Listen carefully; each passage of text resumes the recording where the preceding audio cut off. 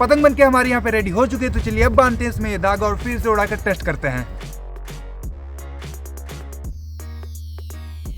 तो भाई धागा हमने इसमें बांध लिया, चलिए अब इसे उड़ाने का ट्राई करते हैं।